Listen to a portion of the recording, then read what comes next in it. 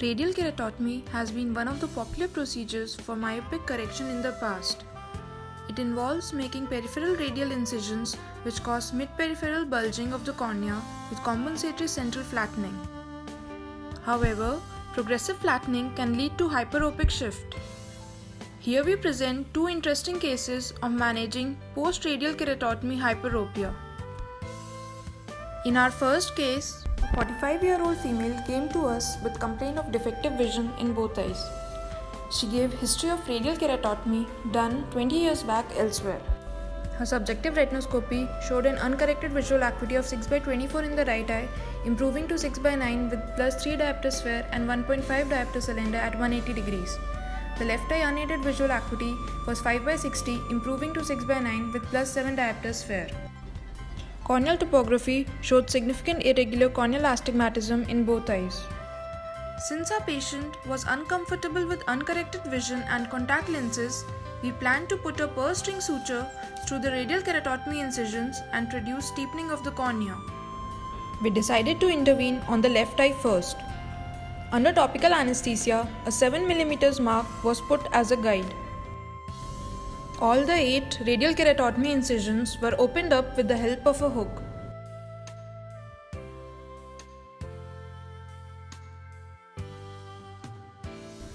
A 9-0 Prolene suture needle was straightened and passed through the depth of the incisions, thus securing all segments together in a purse string suture.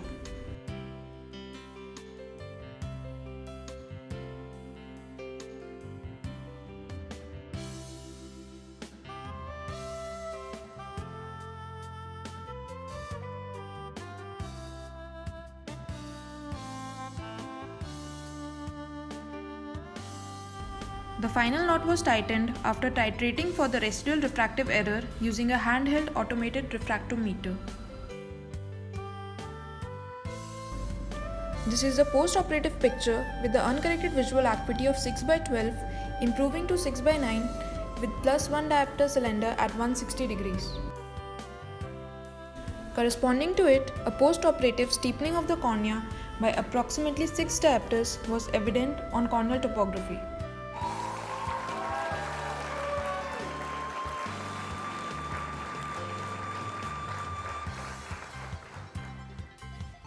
Next we have our second case, a 53-year-old female with complaints of defective vision in both eyes with a similar history of radial keratotomy done earlier. Her subjective retinoscopy showed an uncorrected visual acuity of 6/60 in the right eye, improving to 6/9 with +6 diopter sphere and 3.25 diopter cylinder at 180 degrees.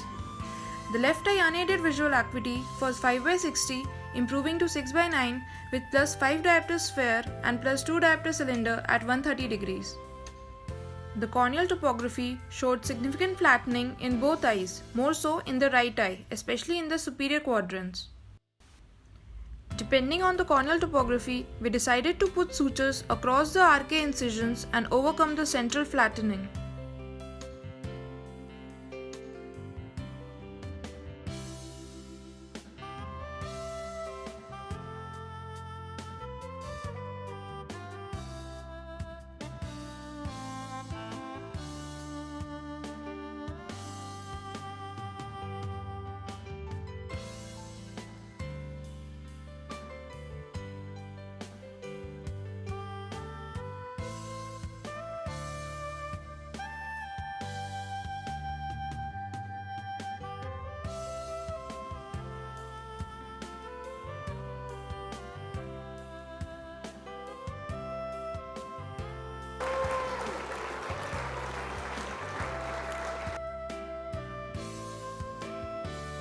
To conclude, we believe post-radial keratotomy hyperopia can be effectively managed by purse string suturing or selective suturing of the radial keratotomy wound to achieve desirable corneal steepening. Both our patients had significant improvement in their uncorrected visual acuity without any associated complications.